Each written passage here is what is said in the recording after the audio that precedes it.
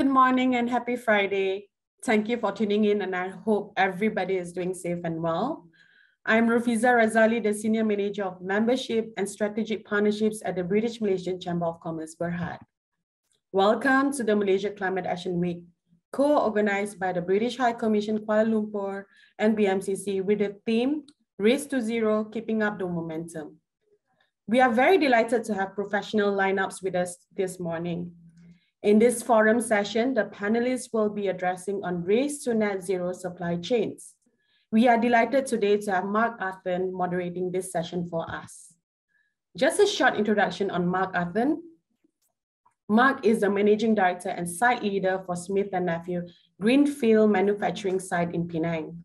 Mark oversees all Malaysia's operations, from construction to the manufacturing and distribution of orthopedics products globally. He is an expert in developing and deploying operational strategies in medical device and aerospace operations. An industrial engineer by training, Mark has held leadership roles at Abbott, Lear, and Boeing. Mark has relocated from the United States to Penang with his wife, Jocelyn. I also would like to take this opportunity to congratulate Smith & Nephew for their recent achievement in achieving zero waste to landfill 4 years ahead of their corporate sustainability target, even as their Penang manufacturing plant is being built. Congratulations, Mark. This will set great example to many companies to follow. Before we move to the forum, just some housekeeping reminder. If you would like to direct some questions to our panelists, do key them in at the Q&A feature at the bottom of your screen. We will attempt to address your questions during the Q&A session, if time permits. I will now hand it over to Mark to kickstart with the panel discussion with our respective panelists. Before that, we will have a short video playback by Smith & Nephew, who is also one of the Malaysian Climate Action Partner. Take it on.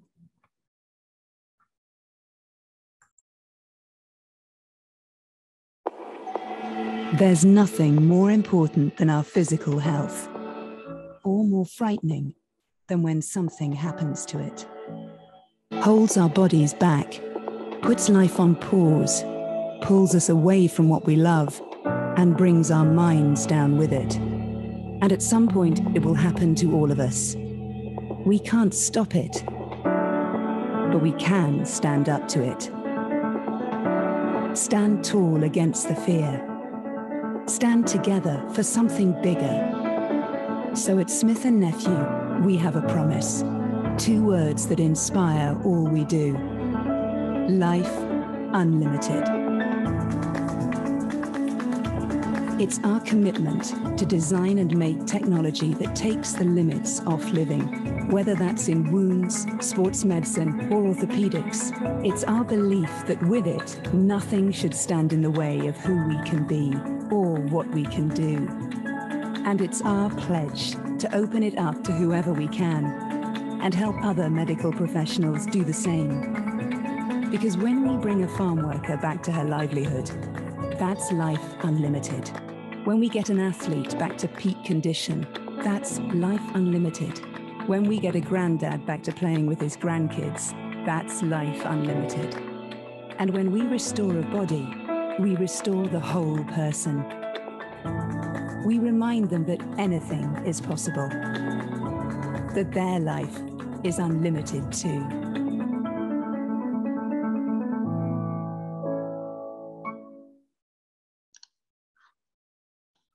Excellent.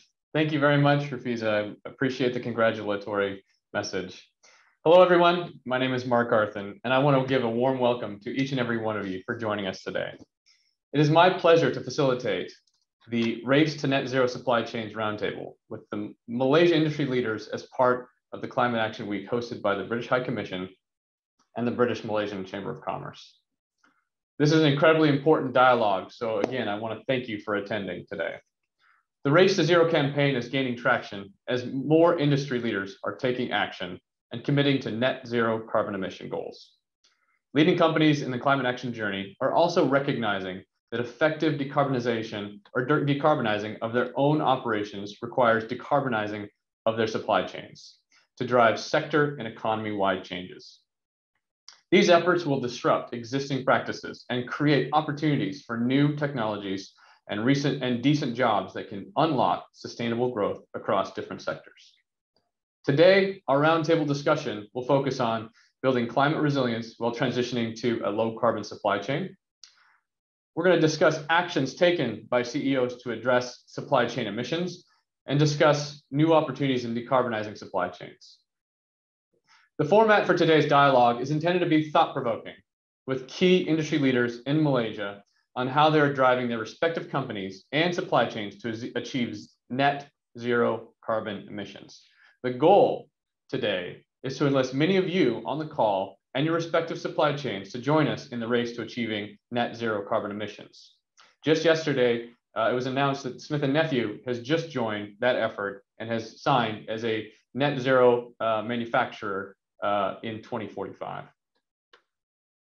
Joining me today is an esteemed panel of experts and business leaders from various industries and governmental agencies who will share the success in innovative ideas as well as help challenge others to join the race to zero carbon emissions.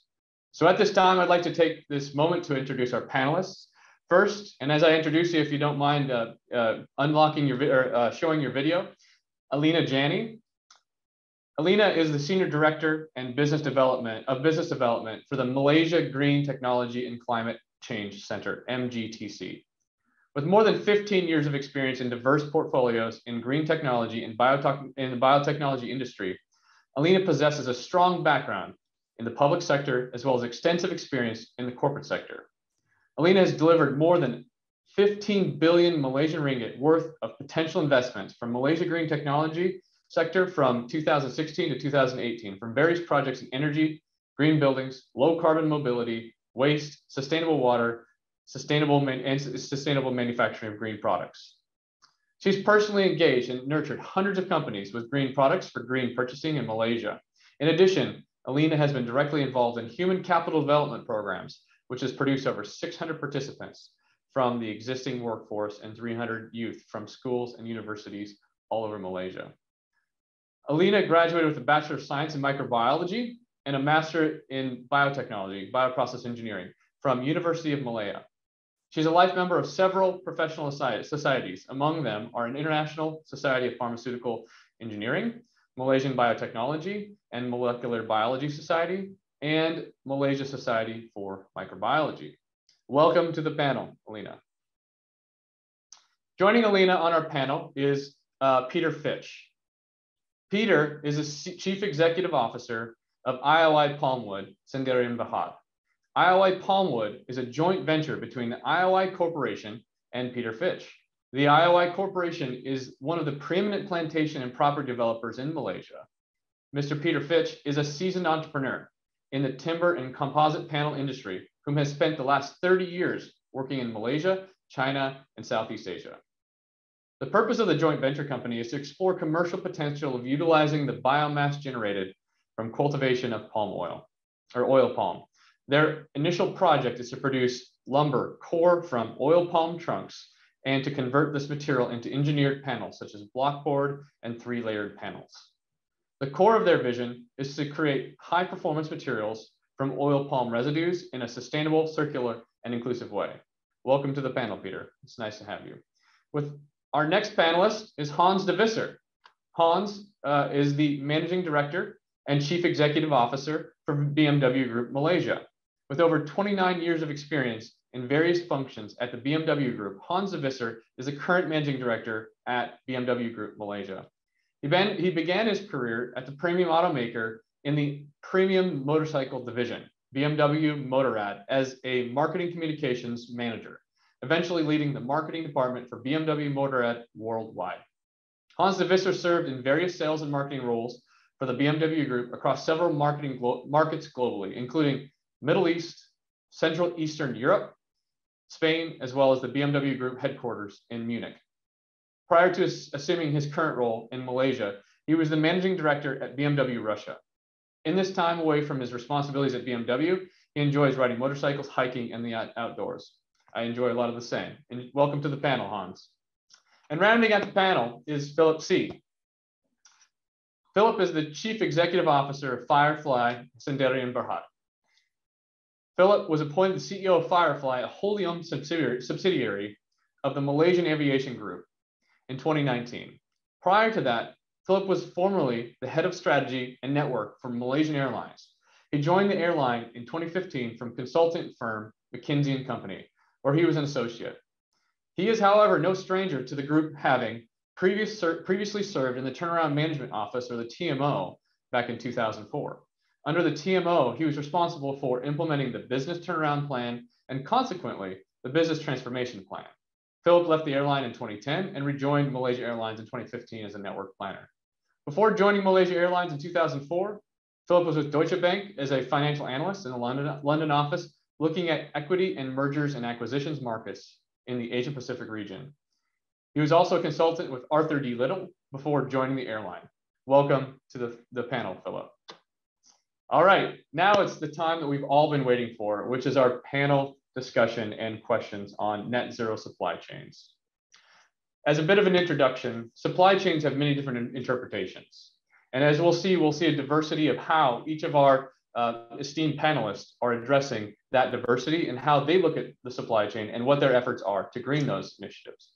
So to get us started, I'd like to provide a quick overview and get a quick overview of each one of you, of your company and your organization that you represent, as well as an overview of some of the targets that you're driving to achieve a reduction in carbon emissions to achieve net zero in your supply chains. So to start us off, in representing the governmental agency, Elina, I'd like to have you kick us off with your response. Thank you very much, Mark, for the kind introduction and also the overview earlier. And first of all, I would like to thank the British Malaysia Chamber of Commerce for inviting me to be one of the panel speakers for today's session at the Malaysia Climate Action Week. Very excited on the initiatives that's done by the BMCC, and we're very glad to support the initiative as well. So a quick overview of myself. My name is Elina Jani. I'm representing Malaysian Green Technology and Climate Change Center in Malaysia. We're a federal government agency under the purview of Ministry of Environment and Water. So we have been established since 1998, but originally looking at the energy sector. Types of goals or targets to drive reduction in carbon emissions through supply chain. We look at it from two different perspectives. So one perspective is from an internal perspective, how we ourselves drive internal measures and initiatives to reduce our own carbon emissions through our own supply chain. But at the same time, we also look from the perspective of our role as a government agency to drive that reduction in carbon emissions. So just to give a high-level overview, the national targets that we have set, of course, the country, we pledged the 45% greenhouse gas emission reduction intensity per GDP by 2030. So that's the high-level target that the country, Malaysia, has committed at the Paris Agreement. And further on to that, when it cascades down to economic indicators that would be contributing to those numbers, we are guided by the National Green Technology Policy that was launched in 2009, as well as our own Green Technology Master Plan up to 2030. So the targets that we've set, we're looking at about 100 billion ringgit in promoting green investments. So that's the amount of green investments that would be required if you work backwards from 2030, from now till then, to be accumulated to achieve those targets. Creation of 230,000 green jobs in Malaysia, 50,000 green products, cumulative number by 2030. And of course, the contribution of the green technology sector to the national GDP by 60 billion ringgit. So this area that we're looking at, one of the key initiatives that we're doing to drive reduction in carbon emissions through supply chain is promoting green procurement. So that's one of the areas that's very key. We have a target of green procurement, and this is an internal ministry target that we set across all the 25 government ministries in Malaysia. The target of green procurement is 50% by 2025 for each government ministry and then also the government agencies. This applies to procuring office supplies, construction materials, rainwater harvesting, solar panels, energy efficient lighting, double glazing windows, for example, for green buildings, vehicle procurement, that might be interesting to Mr. Hans as well, recycling bins to promote zero waste and recycling efforts, and of course, service providers that are green. So for example, one of our utility providers, Tenaga, they have already provided green tariff for our building, for example, that's we purchased from Tenaga. Cloud computing, that's also one of the areas that we're promoting from ICT perspective. Electronic procurement measures, and of course, promoting net zero carbon in terms of all the initiatives that's done. So I think that just gives a quick overview, I guess, of the goals and targets and the initiatives that we do. Thank you, Mark. Great, Elina, that was fantastic. It's really impressive to hear the breadth and depth of the approach that you are all taking to address it. It's both policy, it's financially backed, there's clear programs and initiatives, and I like the idea of the green procurement initiative, so that's pretty interesting as well. Thank you for that. Great. All right, I'm going to ask the same question of Peter. Let's get an overview of your company, Peter, and then some of your targets you have to achieve net zero carbon emissions in your supply chain. Peter? Okay, thank you very much, Mark, and welcome everybody to the BMCC Climate Action Week. It's a pleasure to be here. Yeah, it's been quite an interesting journey for me personally. I remember first coming to Malaysia at the end of the 1980s, early 1990s, as a young man, bringing over the technology for making rubber gloves, because prior to that time, latex was harvested in Malaysia, but the actual production of rubber gloves was still made in Europe and in the UK in particular. So back in those early days, what we were doing, we were transferring the technology of producing gloves from the UK over to Malaysia. So I had a very interesting and very enjoyable almost 5 years in Malaysia doing that, transferring the technology. I then went back to the UK, but I liked Asia so much, I decided that I wanted to come back over again. So at that time, one of the new industries was the use of rubber wood, because another commodity that Malaysia has, obviously in terms of the latex production, and a byproduct of the latex production is the rubber trees, because after 20, 25 years, the trees need to be replanted. So the traditional method of replanting was to just cut down the trees and burn the residues in the plantation, which of course was not very good for the climate, not very good for the atmosphere, etc. So back in the early 90s, I was involved in the technology to use that residue to make MDF and particle board. I joined a company called Merbok, okay, and we started a company up in Sungai Petani in Kedah, and then also in Johor in Masai.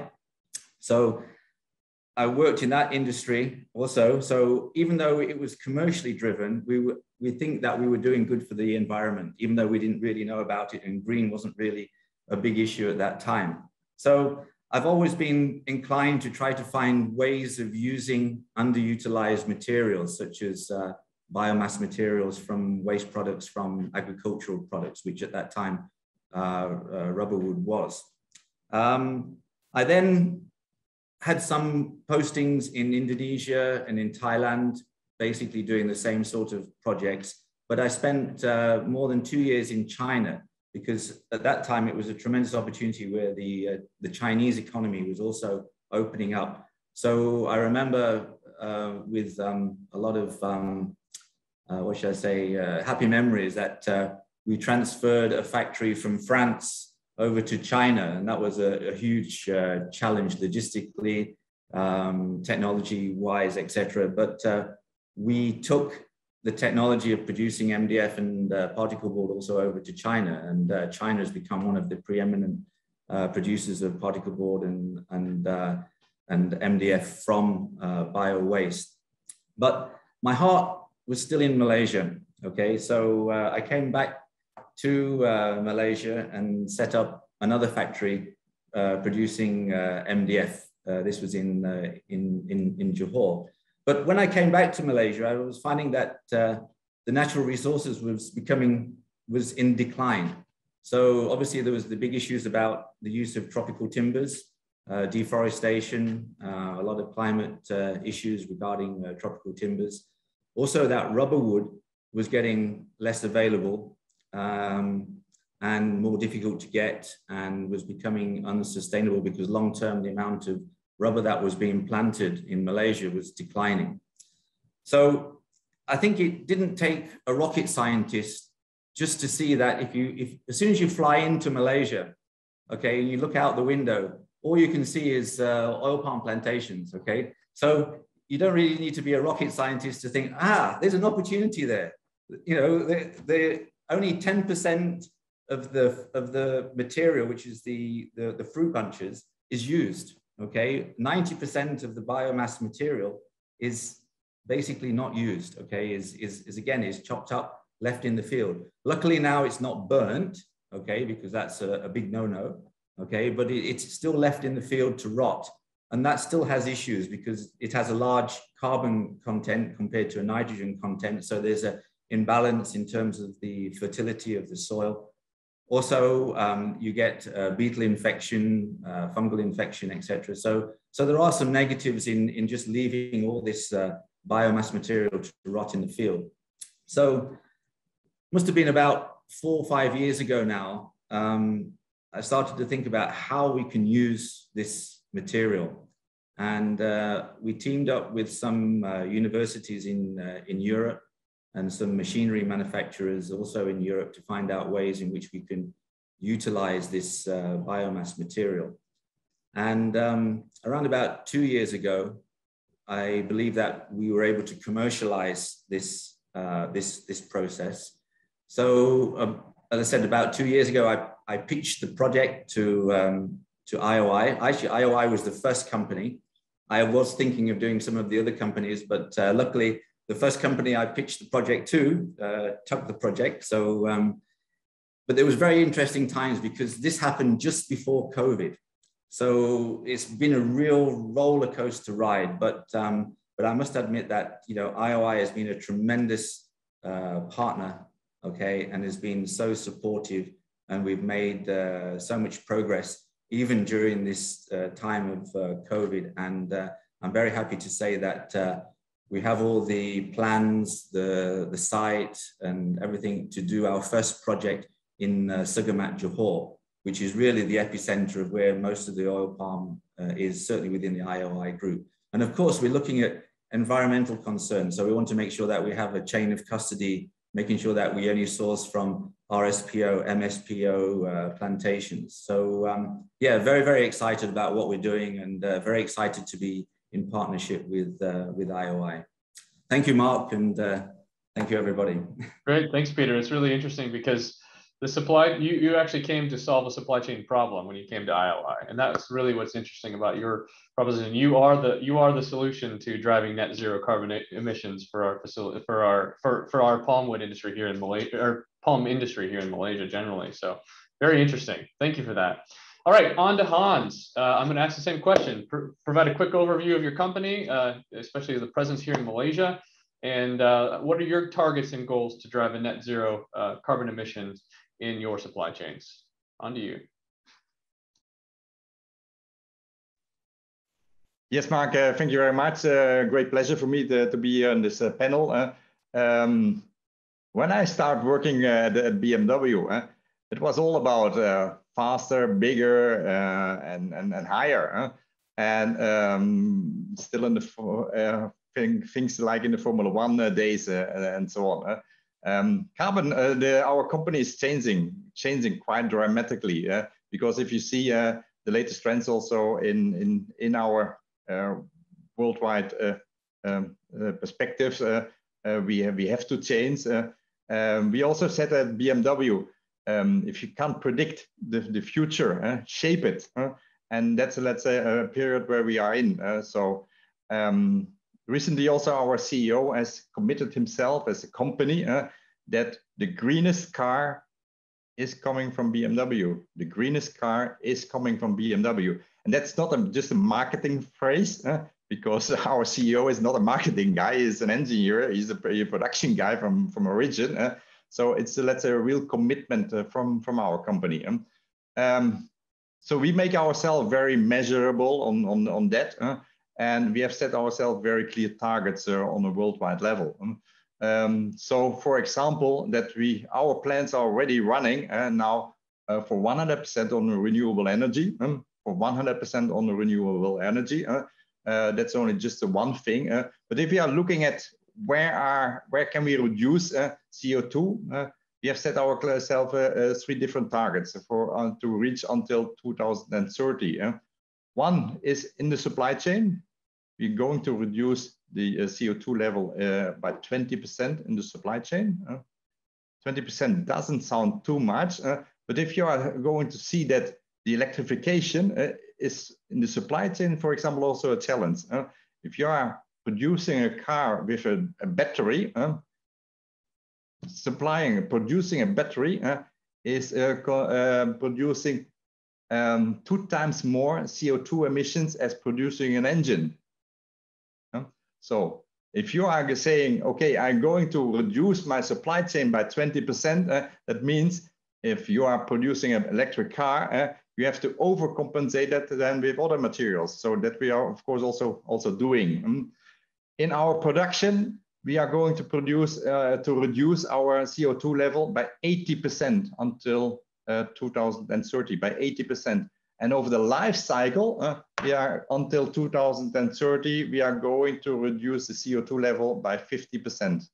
By 50%. So if you take all those 3 benchmarks all together, we will reduce from 2019 until 2030 our CO2 footprint by 40%. And that's the first step which we are making. We also, we also just launched on the last motor show in Munich. We have shown there a Vision Circular, a car which is produced 100% on secondary material. Because in the old days, we always said, we are producing a car and you can recycle that. Yes, you can recycle that, but who is using the material and can you produce again a car on that one? So the first time in the world, a manufacturer, BMW, was presenting a car which was being built on 100% circular material. That's a vision. That's a vision. But the new generation of cars, which are coming as of 2025, sorry, in 4 years' time, 2025, the new generation of cars is being built upon 50% of circular secondary material, 50% of secondary material which we are using. So that are some highlights how we are going to fulfill our dream to have the greenest car on earth. That's incredible. From my side. Yeah, thank you, Hans. That was really impressive. I think it's really interesting because not only are you fabricating cars that are, zero emissions, right? You're also looking at the entire composition and manufacture of that product and driving, a circular, like you said, circular use of materials as well as greening the entire supply chain from end to end. So that's very impressive, and I'm happy to hear that today. A lot that we can learn from, I think, from a lot of that you've mentioned today. All right, thank you for that. So on to Philip. So same question for you, Philip, and it's a little bit different for you, right? Supply chains are defined in a little bit different way, and because you represent an airline, right? And with that being said, there are different supply chains that you interact with, but you're really providing a service as well. But there's many different interconnected services that need to be, green in order for you to achieve green targets. So it'd be interesting to hear your insights and a little bit of an overview from the company on what you're doing to drive net zero carbon emissions. Philip? No problems. Mark, can you hear me? Great. So yeah, I manage the Firefly business. The principal role of Firefly is to fly planes and to connect passengers and travelers around the country.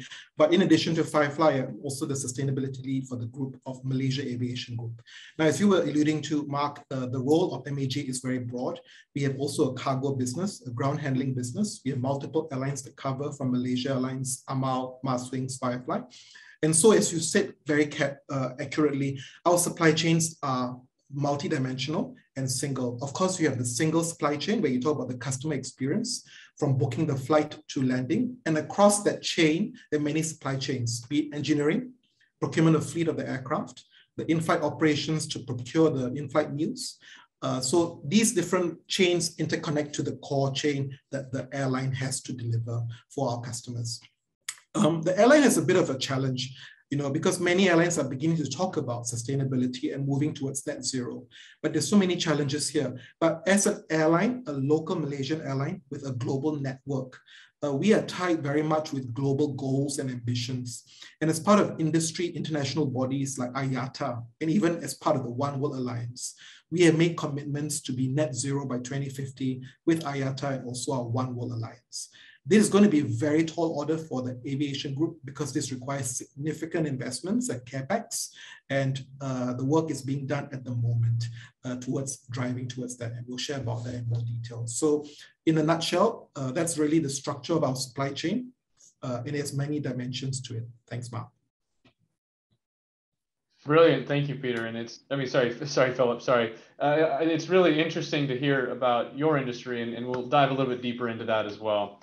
Before I transition to the next question, I want to provide just a brief update of what we're doing at Smith & Nephew as well.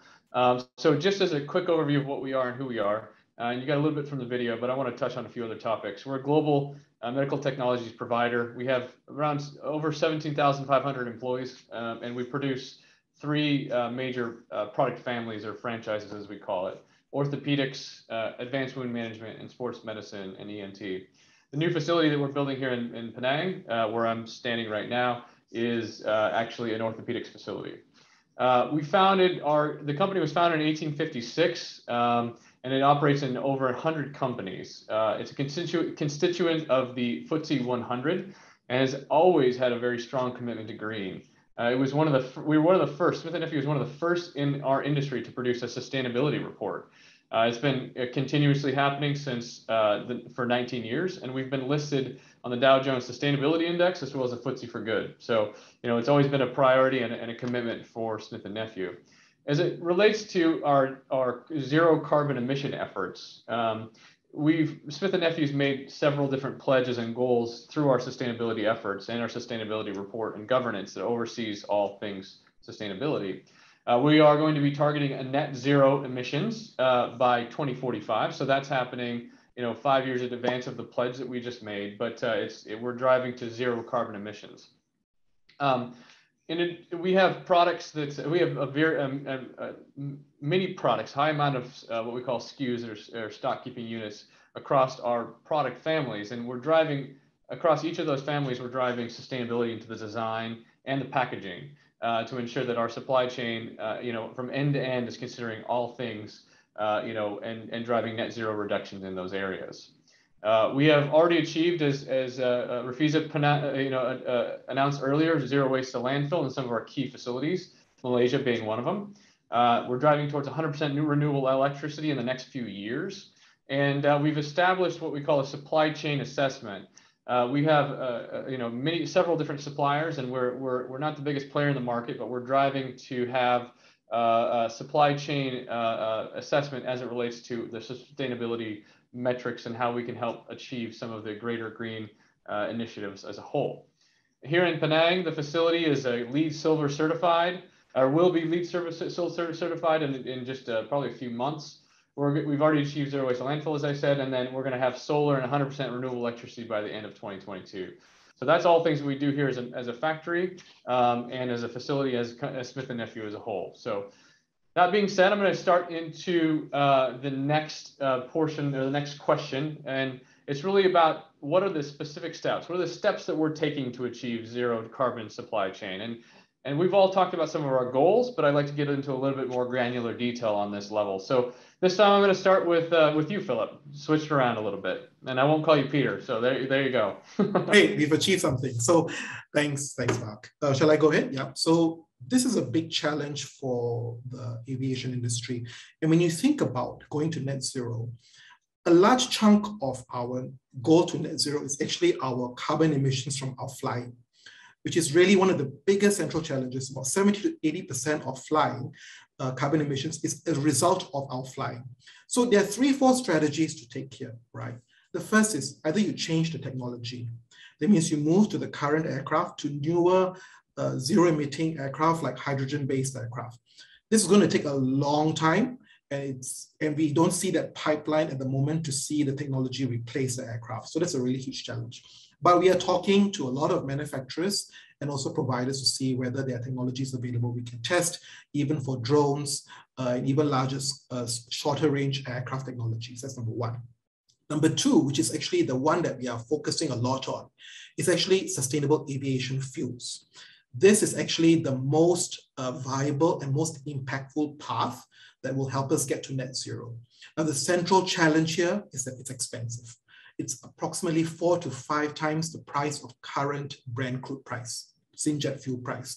And so now the organization internally is thinking about the ways we have to collaborate and work with partners to enable us to basically increase our portion of sustainable aviation fuel in our consumption. But in my view, to do this work, it also requires a lot of regulatory and supply side pressure to make this work, right? The third piece is actually, which is, I think, the most important thing we can do now is efficiency, fuel efficiency. So investing in systems to help us optimize our routes and pathways so that we actually can burn less fuel for the same route that we operate, and basically put more power in the hands of our pilots so that they can determine what is the most fuel efficient path to get there. But to be honest, that's only going to deliver 1 to 2% of the gains you have.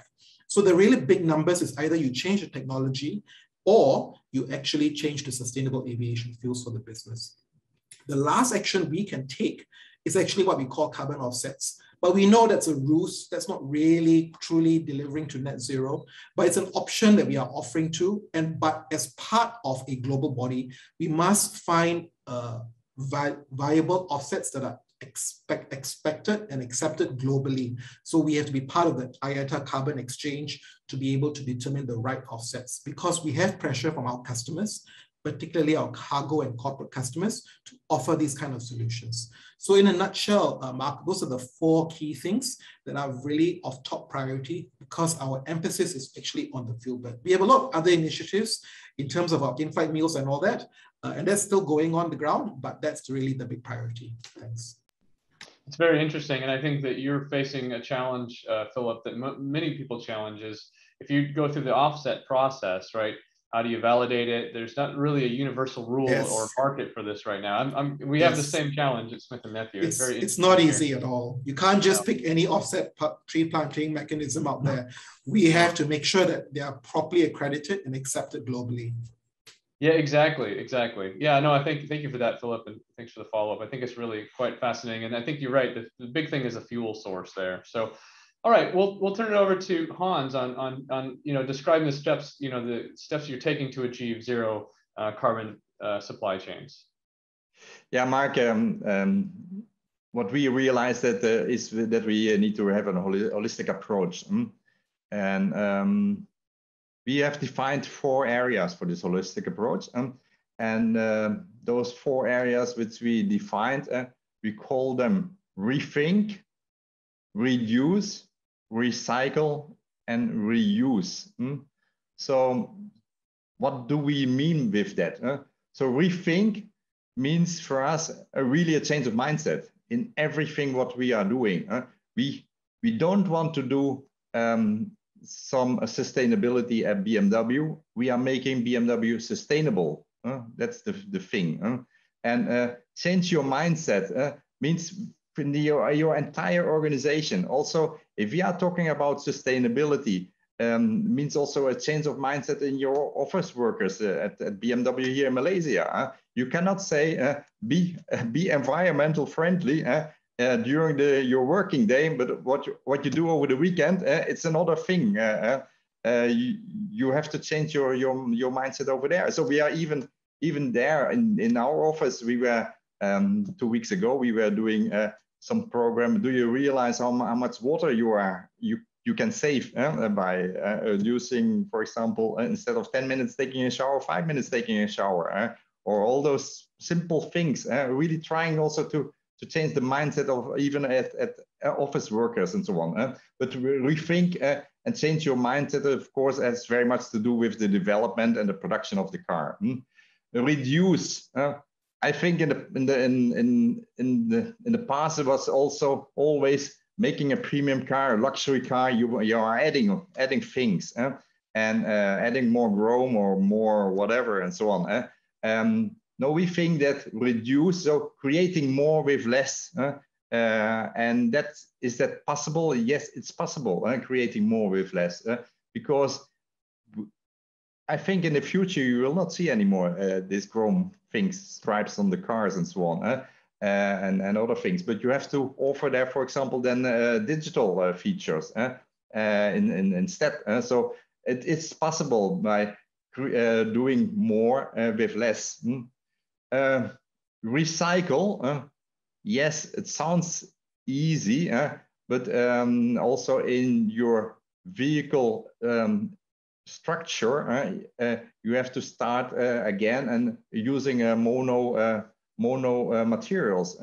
For example, if you are now having the BMW logo, I don't know how many materials there are. There's chrome in the BMW logo, in the badge itself. There is some plastic or some metal, and then there is some ceramic. But if you are thinking, okay, we want to recycle that, it's not a mono material. It's very difficult to recycle. So it's a product or so. And if you're also thinking about reduce, why not taking off the badge at all? And if you have, for example, an aluminium panel in front of your car as a front bumper, why not engraving the BMW logo within the aluminium? You have one piece of material, just the aluminium, and you're reducing the number of components. And reuse, of course, it's a very thing. If you can reuse something again in your manufacturing, in your product, it's an easy win. So that's our fundamental strategy. Rethink, reduce, recycle, reuse. Yes.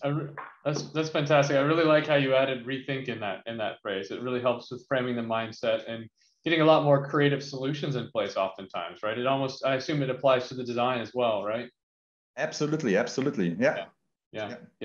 And that's, like you said, in the recycle, it's really interesting because the world of recycling isn't as clear cut as we think it is. Just because it goes in the recycle bin doesn't mean that it's being reused somewhere, right? Because that's the idea of what recycling is supposed to promote, but it's not always the case, right? And I think that we learned the hard way, just this last year about the plastic recycling, or just last year and a half or so, about plastic recycling and where it actually goes and what actually is used for, right? And a lot of times it's not, right? So yeah, and make again tires of natural rubber, because now the industry was adding materials to the natural rubber. You could not recycle anymore that rubber, and because it was not rubber anymore. So use natural rubber. Interesting. We cannot do anything yet with the biomass, which is Peter is producing, but rubber is still a component here from the region, which we are going to use heavily. Very interesting. So there's a new market going back to tires where it all started, really. So that's really yeah. Excellent. Great. Well, I'll turn it back over to sorry, we're back to Peter now. So Peter, I'll let you talk to us a little bit about the steps you're taking to achieve zero carbon supply chains. Okay, thank you very much, Mark. Yeah, we actually have a huge opportunity because we're coming into a greenfield site with a new business model. Okay, so we could do it the easy way, or we could do it the right way. Okay, so as well as having the opportunity, we also have a huge responsibility to make sure that we are serious and don't just walk the talk about, zero emission and greening the business, etc. So the opportunity that we have, though, is that we have a lot of advantages over those people that need to offset their carbon usage, because we're basically taking a product which is already has carbon fixed into it, and then we're fixing it for the long term, certainly over the next maybe 10 or 15 years. The other huge opportunity we have is that all this biomass material, nothing goes to waste. So all of the offcuts, residues, etc., will be fed back into our energy plant, okay? And this cogeneration biomass energy plant will also be generating the energy we require to run the factory, okay? But we're also not satisfied with staying there either. We also want to make sure that we also incorporate solar panels, because we have a huge factory area. So we have a huge opportunity to install solar panels as well. So we believe that we can actually be positive in terms of our capture of carbon and promoting renewables. We're even looking that if we have a surplus of waste material, the biomass waste material, because obviously during the daytime when the sunshine is there and the solar panels are running, we may not need so much of the biomass energy. We then will produce pellets, fuel pellets, which can then be sold to other renewable energy generators. So like I said, we got huge opportunities. That's like the big picture. So we got a lot of opportunity on the big picture side. But of course, there's lots of smaller initiatives that we want to make sure that we can take as well. So in terms of, I mean, not just the use of the biomass cogeneration energy plants and solar, we're also looking at harvesting rainwater. So we don't need to obviously use so much water. And I think the other thing which is very important, and of course in the design of the building, I mean, Mark, you were talking about you're going to get LED certification. We will also look at that as well. So obviously making sure that we use LED lighting throughout, making sure that we have sufficient insulation so that we don't have energy leakage in the office and other areas.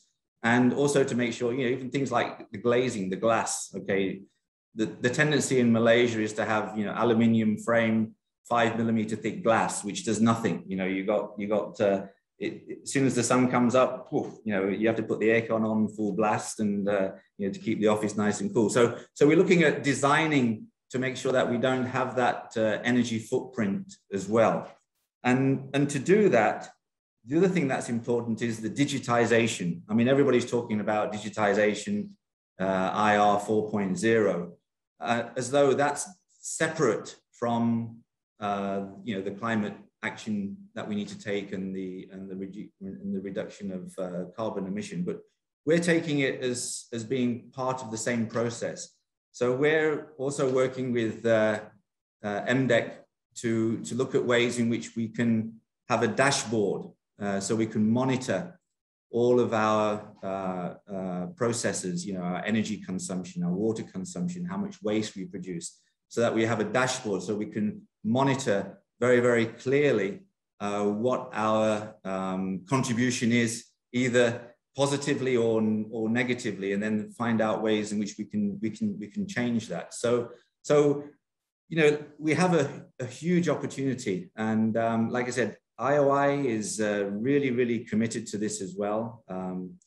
Our you know, group MD CEO Dato Lee is also very committed to you know, looking at being climate positive and trying to make sure that we move away from the very negative perception that that the industry has had over the time. So we want to champion the new way of doing things by looking at the ways in which we can be climate positive, but also to digitize as well, to make sure that we move into the next phase so that we become sustainable as a business. I think, I can't remember who mentioned that as well, where, you know, you're not looking at just the sustainability of your raw material and your product, but you need to make sure that your business is sustainable, because otherwise, if you don't have that, there's no point talking. I mean, you know, you can't live off subsidies and grants, etc. You really have to have a truly functional business model. So we have a huge opportunity, but it also, with that opportunity comes a lot of responsibility.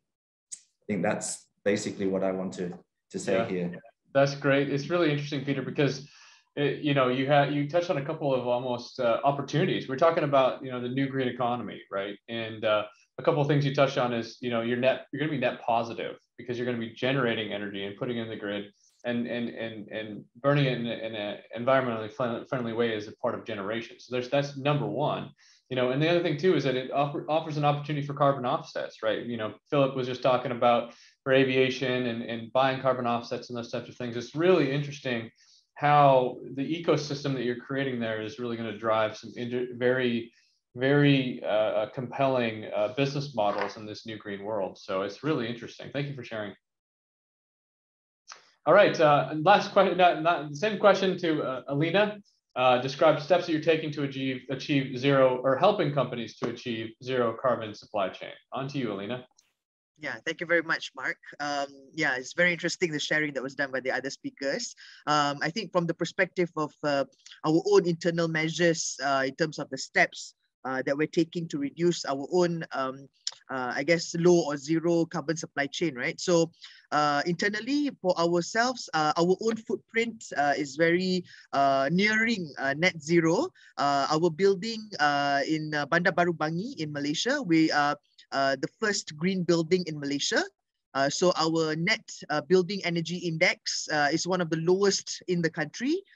We are now at about 18 to 22 in terms of our net building energy index. The numbers vary because of people still work from home this year, but we are about that number as compared to a conventional building in Malaysia that is about 220 in terms of net building energy index. So that's one of the areas that we reduce our own carbon footprint on the land. At the same time, also we continuously reduce our energy consumption. So we've got solar panels that's installed on our building, about 142 kilowatt peak. So we use 70% of our energy from our solar panels, while 30%, unfortunately, due to lack of energy storage, we are not off grid at this point in time, but we still do take it from the grid from Tenaga. So I think increasing that energy efficiency measures in your building, as well as looking at forms of renewable energy to also assist in that reducing carbon footprint is also very important, because typically in Malaysia, buildings, the carbon footprint is from energy consumption. So that's the first step, perhaps, to look into reducing your carbon footprint. Other than that, of course, as we are not a manufacturer, we're just an office building. Of course, our waste reduction is also looking at reduce, reuse, and recycle. So we promote that internally as well, and also to our stakeholders that come for events and also for meetings in our office. But at the same time, also, I think finding like-minded suppliers. I think under SDG goal number 17, right? I think partnership is very key. So I think, you are on this mission towards net zero or reducing your carbon emissions, but at the same time, you ought to find like-minded partners, like-minded suppliers that will go with you along that journey. So I think that's one of the, I guess, challenges, but I think also the right solution to work on green procurement. So you as a customer, you demand that you want green, and then after that, the suppliers and service providers, like it or not, they will also follow you on that journey to fulfill your requirement. So I think set sustainability targets. I think that's a key advice to be given, I guess. And then also review your logistics and supply chain, and of course, have advanced planning and adaptability to the trends that are happening in the industry. From the perspective of the government's initiative to look into encouraging reducing or going for zero carbon emissions in supply chain, I think one of the key areas that we're looking at is also mainstreaming green economy. I think you highlighted about green economy earlier.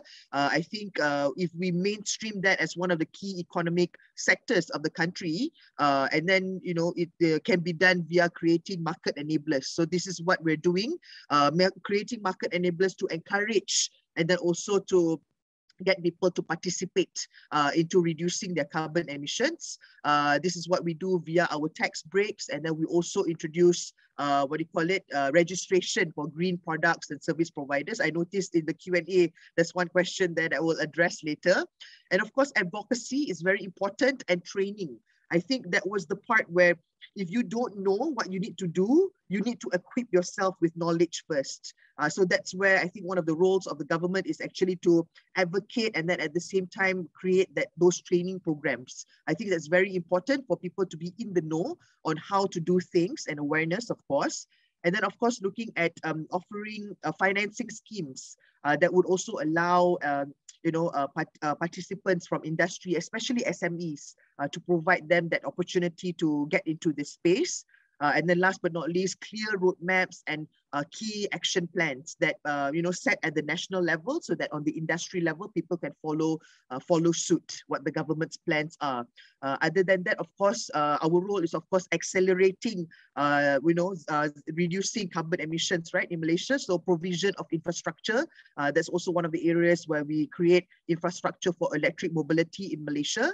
And then other than that, of course, we facilitate for development of low carbon zones in cities. So when the city municipalities go for low carbon zones, industry players, and then of course the building owners, they have no choice but also adhere to the set low carbon zones that's set by the municipality. So that's also another area to sort of create pressure, but at the same time to promote partnerships with cities as well. And then last but not least, of course, to the rakyat or to the citizens, we promote green lifestyle adoption, so they can themselves become advocates and ambassadors to their own companies via our EcoShift SEPA programs, and of course, promoting also partnerships for reducing carbon emissions. Yeah, I think that's all from my side. Thanks. That was so much amazing information in one response. So thank you for that, Elina.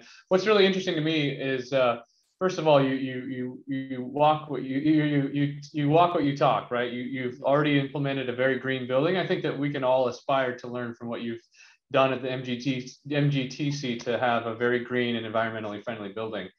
So I think if anybody hasn't had a chance, check out their website. There's a great video on their website that talks about their green building, which is very impressive. So in addition to that, you talk about like some of these key policies, financial shakers, education of the masses, and creating, the ecosystem that is, well-paying, advancements in the green energy, green technologies, and green economy. So thank you for that. That was really interesting. Thank you. So I'm going to move on to the next question, which is, as we all know, achieving zero carbon emissions in our supply chains is not always that easy. And so I want to open it up to the team here and ask, what are some of the key challenges that each of you is facing? So to start this, I'm going to have Hans. I'm going to have you to start this discussion and give us an understanding of what some of your key challenges are at BMW. I think a close cooperation with your suppliers is crucial. And I think in the past, we were always good as big internationals to say to your supplier, I want to buy this from you, and this is what I'm prepared to pay for it, nothing more. So why not saying then in this field also, I want to buy this from you, and it should be, let's say, regarding an environmental friendly or carbon zero, it should be structured like this. So, for example, everybody, I think, is aware that we have already produced enough plastic in the world. We shouldn't produce any more plastic. If you are saying to your people, to your staff, we are not using any more those plastic cups for coffee or so, which we throw away straight away, and then saying that, yes, but we are still using some plastic for producing a car, it's inconsequent. So we have defined that all plastics within BMW are 100% coming from recycled plastic. There is already enough plastic in the world. Let's not produce a single piece of new plastic anymore. So that's already a set thing. But on the other side, our manufacturers are saying, then the plastic manufacturers are saying, yeah, but you always want to have this monotone color in your plastic. So a nice gray or nice black and so on. And if you want to have recycled plastics from us, it sometimes comes with this structure and so on. So we went also back to the designers and say, okay, for these type of plastics, we cannot have this monotone color anymore. And then they start working on that, and they said, yeah, but that is maybe an interesting facet, because if you have a marble stone, it also have a structure in it. So let's use it as a type of a marble, and start polishing or changing the surface of the plastic, so that suddenly this recycled plastic becomes a very interesting part within a car. So we are also, let's say, from a design point of view, reusing then sometimes materials. Okay, that's one category of suppliers where we are working then. Then, of course, there are so many interesting new startups, which are young people, which are also heavily involved in creating new materials and so on. And we figured out that we don't have to use any more leather in the future. No leather anymore in the future. We are start working now with this interesting company, and they are producing vegan leather. Vegan leather sounds a bit weird, but what they are using is the cactus fibers. So they are powdering the cactus fibers and then putting on bio-based polyurethane matrix. So creating with a cactus, creating their a vegan leather. Also, a new product which we are putting into the car very soon is wood foams. We are using foams for acoustic purposes, reducing the acoustic from the outside, and there we'll use wood foams. So foams created from wood. That is, let's say, with new materials, new companies. What we are also looking at is, for example, steel and aluminium. What we are already now producing aluminium with 100% renewable energy. In the desert of Dubai, been put up some panels which are 100% renewable energy, where the aluminium of BMW is being produced over there. And CO2 production in steel is massive. And we have just signed up last week with a new company in Sweden, where principle so far the steel was always being produced with coal, so heating the materials, heating the steel. They will use now electrons, and we are reducing as of 2025. We are reducing the CO2 emissions by 95% in our steel production. And then there are some things which are getting out of control. You cannot agree with your supplier. You cannot find a new supplier. So then you have to think, okay, should I do something like this by myself? And that is the cobalt and lithium. So we have decided by ourselves, yes, this is an area where we see some sustainability issues where we have to step in by ourselves. So we bought companies which are going to produce cobalt and lithium for ourselves. So that's the steps which we are taking. That's incredible, because I think that some of your challenges have to do with the materials that you're consuming, right? And the fact that you have a goal of never using any new plastics decouples us from, the oil that we have, so become reliant upon, right? So yeah. That's really quite interesting, Hans. Great, thank you for that. Okay, I'm going to ask Elina the same question. What challenges do you have working with companies in Malaysia and beyond in helping them to achieve net zero carbon supply chains? Yeah, definitely. I think when we're trying to walk the talk, right, we also face the challenge that, not everyone is of the same mind and the same voice, and then also the same readiness. I think the key challenges that we face is actually the readiness of the suppliers. I think that's one of the areas where, Malaysia being in Southeast Asia and Asia, I think we are gearing towards that transition, but I guess the available local producers and then also service providers in Malaysia, I think they are taking a longer time to that transition. Even though in the past 6 months, we've seen a lot of companies announcing their net carbon zero targets and all that, but honestly speaking, on the supply chain, people are not ready. So I think that's one of the areas that we face. So for example, like we have our My Hijau recognition scheme. My is the short for Malaysia, and Hijau is a Malaysian word for green. You can see the logo back here actually. Sorry, I'm pointing. Yeah, My Hijau logo here. So I think out of the over 700 companies that we have registered on our recognition scheme, even though 80% foreign and international companies, and only 20% are local, we face even difficulties to get also some of the international products that are green and ready to supply to green consumers in Malaysia. So I think that readiness of the suppliers is very important.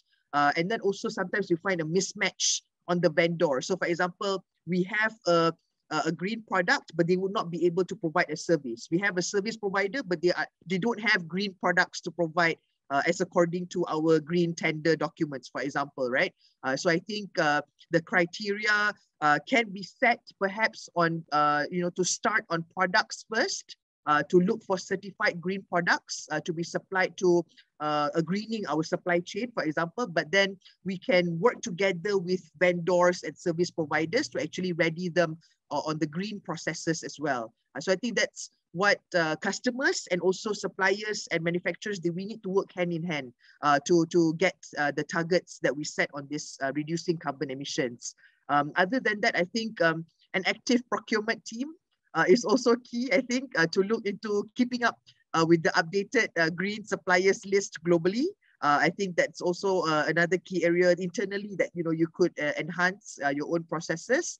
And then at the same time also, of course, from the perspective for finance, pricing is definitely also another issue where you see that there is still a considerable difference in percentage in terms of conventional brown products, perhaps compared to a green product. So I think pricing, that's where we are moving on the incentives to encourage the government, the public listed companies, the municipalities to make the first move and participate in creating that demand.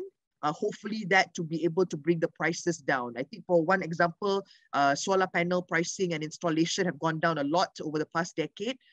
Being Malaysia is one of the biggest manufacturers right now outside of China. So I think that's one of the key success stories that we see that we could emulate for other products as well. Thank you. No, that's very, very interesting. I like what you highlighted on that, Elina.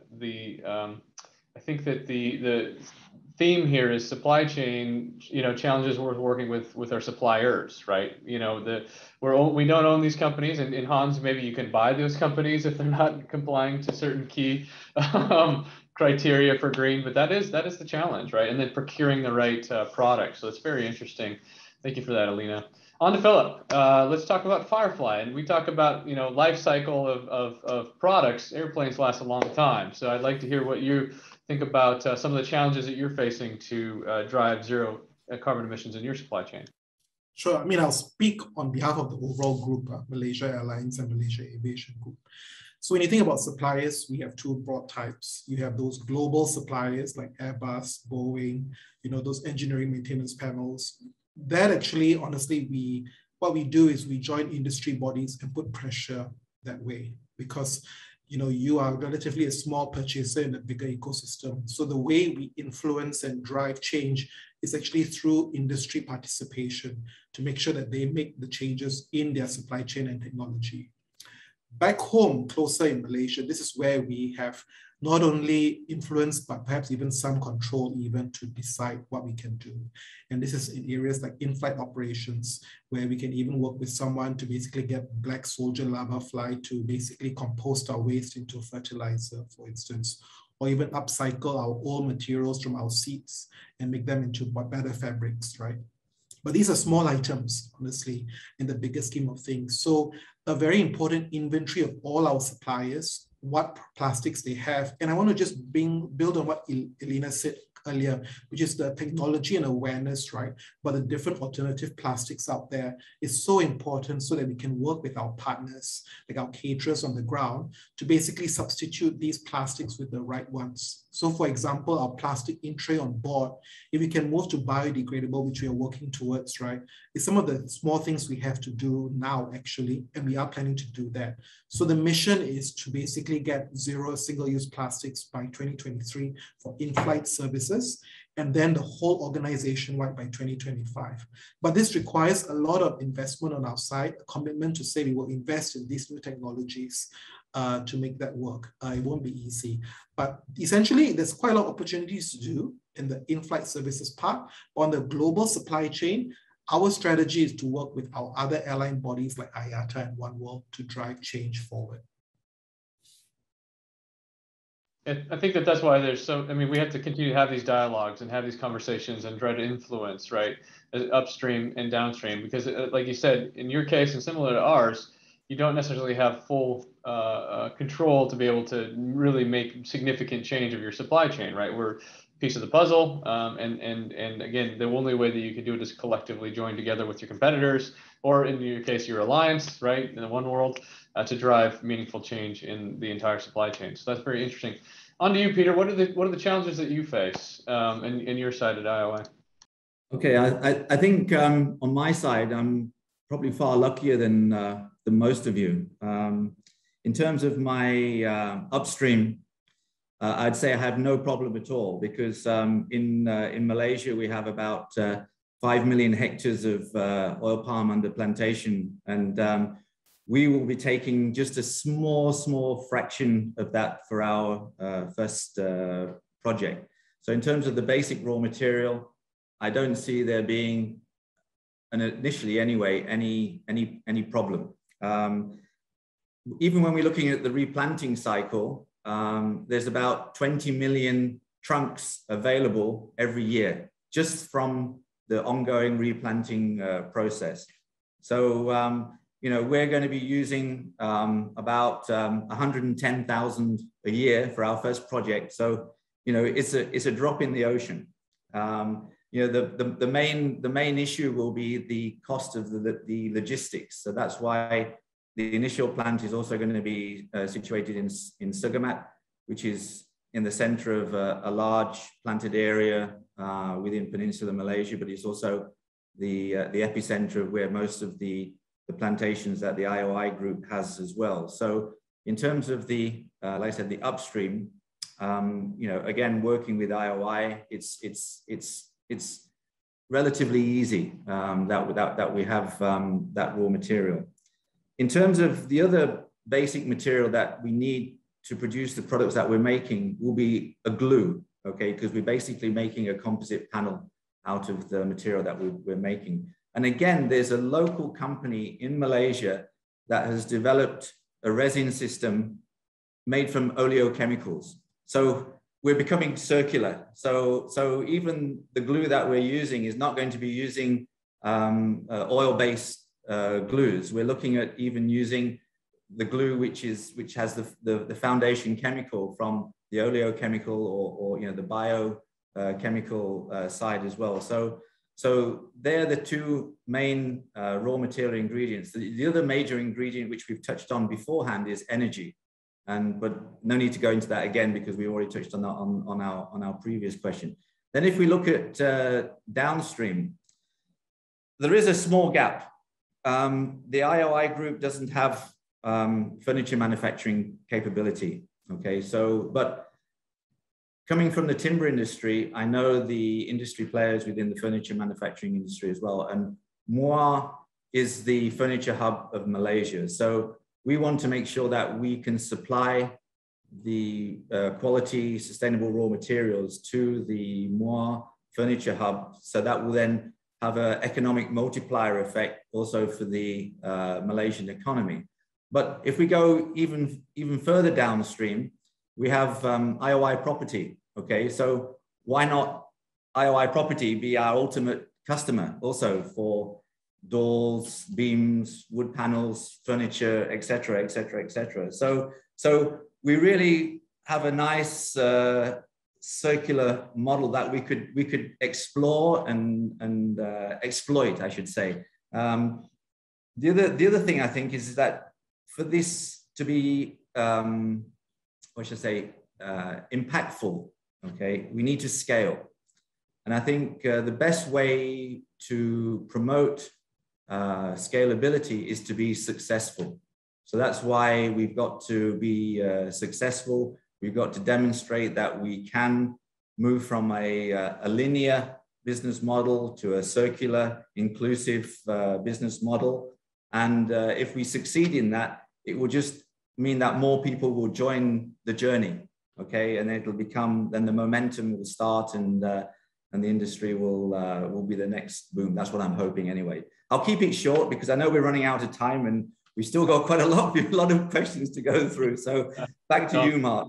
No, Okay. no, it's an enriching conversation, Peter. I really appreciate it. And I think that there's a lot of incredible and exciting opportunities to, like you said, just be totally circular. I mean, if you can imagine, harvesting the palm wood and, turning it into, something that's used for furniture or some sort of housing material, and then going right back into the, I mean, you could be talking about a circular economy that's only a couple of kilometers wide, truly, right? Which is amazing. That's really cool. It's really interesting. So just for the listeners today, and those that are chiming in or are tuning into our discussion today, I'll leave a little bit of time at the end for any other open questions that you might have. So if you have any questions that haven't already been answered, go ahead and feel free to submit those. And while we wait to see if there's any questions that are coming in, I want to just pose a quick kind of rapid fire question, one last one for each of our panelists. And that's new and innovative opportunities to decarbonize your supply chain. What are the new and innovative ideas that you have to decarbonize your supply chain? I'll start with Philip. Yeah, hi, thanks, Mark. For us, right, the opportunities really come very much with the technology side, which is essentially how we use technology to basically improve our fuel optimization in how we route our aircraft. That's immediate, right, in which we deliver savings immediately. The technology will be things, for example, like new plastics to replace our in-flight operations. So those are what we call the new technologies to do. But a lot of our new novel ways actually is really culture and habit in our organization, because we are a services business. And getting people to separate their waste, right? You talk about circularity. You can't do that unless people begin to separate their waste, right? It's one of the biggest challenges we have. So for us, the innovative idea is actually building the right incentive structures, the right cues, the right triggers for people to basically change the habits they do. Because, for example, 75% of our waste cannot be separated because it's food waste. Right? And that's one of the biggest challenges we have in the organization. And so when you see us come through in the next couple of months, the innovation will be through the different ideas we will do to change our habits of our consumer and also our staff moving forward. I like that. Innovative ways of influencing people, your customers, as well as innovative ways to incorporate technology. Great. So let's go to Peter again. Peter, you want to give us an update or thoughts on innovative opportunities you have to decarbonize? You've already blessed us with quite a few. So yeah, I mean, I just want to keep it. I'll keep it short. Basically, it's been a roller coaster journey. I mean, I was looking at this business model initially just as a substitute raw material, because the existing raw materials of tropical timbers and rubber wood was getting in short supply, and I was looking for another substitute material to drive the wood panel business. But I've seen so many opportunities, okay, in terms of carbon capture, reducing the dependency on tropical rainforests, circular economy, renewable energy. It's been a tremendous opportunity, and like I said, a huge responsibility. And like I said, my responsibility now is to make this a success, okay? And then once we achieve that success, then it can be scalable and other people will come on board, and it'll become a real movement. And, oil palm will become climate positive, and hopefully we move away from all the negative connotations that this commodity has had in the past. So I'm part of that story, and I'm very proud and have a huge responsibility to be part of that story. Thank you. That's great. You're a huge innovation arm of IOI, so that's great. What about you, Hans? I know you've given us a ton of innovative ideas. What else? Yeah, anything else you can impart on us? Yeah, I already talked about the wood foams and the cactus and the natural rubbers and so on. So I don't want to elaborate a little bit more on that one. So in our discussions overall, and not particular to this morning, but sometimes you get a little bit of feeling from, okay, because the government is asking now to be 2050 carbon neutral. I think there's one aspect, but the most crucial aspect is the customer. The customer is asking this, and he's changing. And I think there we have to be innovative. And we want to be relevant as BMW for the next generation. So we have many initiatives. Next Gen, we call it Next Gen. There's also an initiative we will have here in Malaysia. The second initiative after this program is being launched in Munich. We will have that in December over here. And it's all about the next generation. Where are they standing for? And at BMW, we always had this ultimate driving machine. Always to do with movement.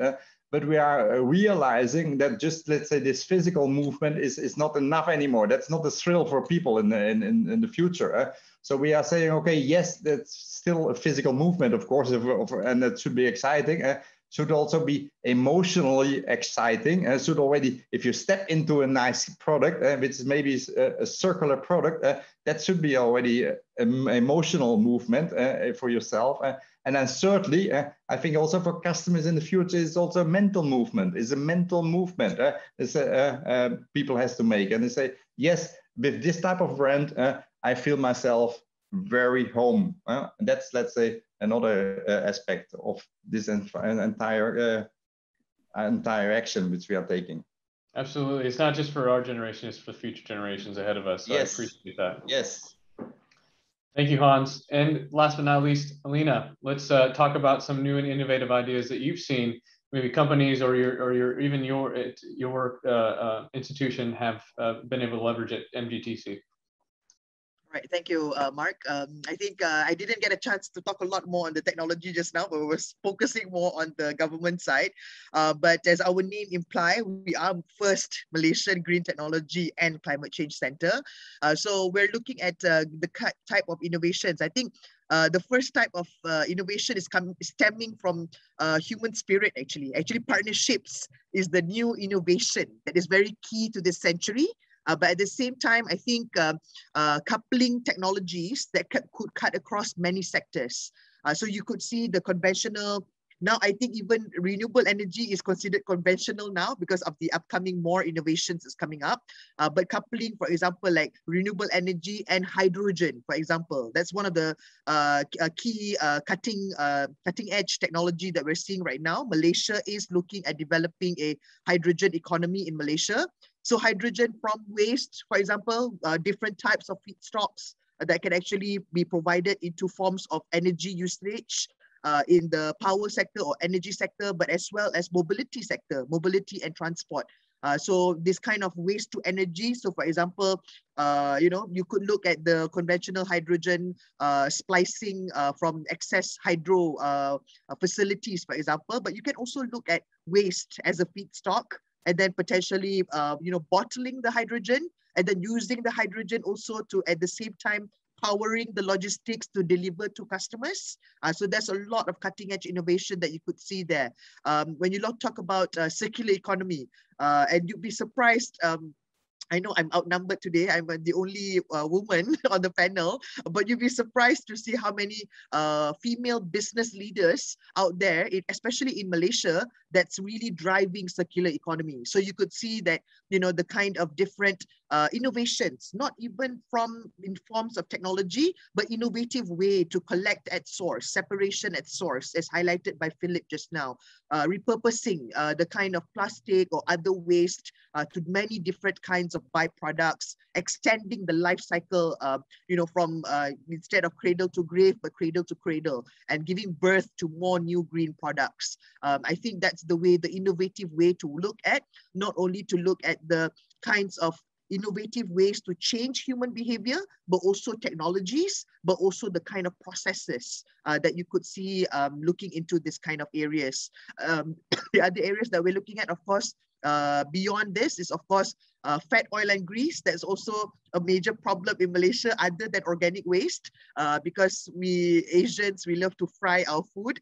So fat, oil, and grease is also, there's a lot of areas of innovative ways that could look into that. At the same time, also extending the promotion to refuse-derived fuel. I think that's also another area that innovations are very much looking into this space. Thank you. Wow, that was a lot to unpack as always, Elina. That's really interesting because you're talking about different fuel sources, and also not only that, but driving circular economy and leveraging the opportunity to drive more diversity and inclusion into the business sector as well, with more female leaders and those types of things. So that's fantastic. And that wraps up our Q&A today, folks. I really appreciate you all being part of this discussion today and having this engaging discussion. And I want to first and foremost thank our panelists for very interesting viewpoints, very interesting progress that they're making, goals and objectives that they're setting, and even challenges they're experiencing. So thank you, Elina, Peter, Hans, and Philip. It was a very engaging conversation. It was a pleasure being up here with you today. And I want to thank the British Malaysian Chamber of Commerce and the British High Commission for hosting such an important week to drive greater awareness and action for industries, governments, and financiers towards the goals of the COP26 kicking off in just a couple hours. And I want to thank each of you who took part in our important conversation today in our race to net zero supply chains. As an avid hiker and an otherwise outdoor enthusiast, I am passionate about the environment and know how delicate our world and its ecosystems are. Please join me and our panelists that you heard from today to the race to achieve net zero supply chains. Thank you all and take care. Thank you so much, Mark. So there you go. I hope everyone learned a thing or two from the session shared by our inspiring speakers. I'm sure I did. So thank you again, Mark Arten, Elina Jani, Peter Fitch, Hans de Visser, and also Philip C. for an excellent and insightful panel discussion. But before we close, I would like to encourage you to complete our feedback form, which is on the chat box. Your views are very important to us. I would also like to highlight the evening session, which will feature a forum on climate change and food. Our speakers will be Dr. Chin Chiu Phon, Associate Professor, School of Biosciences, Faculty of Science Engineering, University of Nottingham, Suzanne Mooney, founder of the Lost Food Project, Dr. Hajah Yatila Zainal, Chief Executive Officer of Yayasan Sam Darby, and Shafina Shahabuddin, Head of PR and CSR of the Food Purveyor. Coincidentally, it's an all-women panelist for this evening. So, and the session will be moderated by Jennifer Lopez, our Chief Executive Officer, British Malaysian Chamber of Commerce, Berhad. Please do register for the session. In addition, we would like to invite organizations to sign up for the BMCC Climate Action Pledge with the support from British High Commission and UNGC Malaysia, Brunei. For organizations that have not started your climate action journey, it is a small step forward, and let us guide you systematically towards fulfilling your climate action goals. A small step can lead to big changes indeed. For organizations that are already taking climate action initiatives, join us to be an industry advocate and influence more organizations take action to combat climate change. Please support the pledge. So for more information on the pledge, you can visit our microsite, climateactionweek.bmcc.org.my. Our appreciation also to all our climate action partners and supporting organizations for your support and contribution. With that, thank you once again to all speakers and to participants for joining us today. Have a good afternoon, and we look forward to your joining us later. Thank you.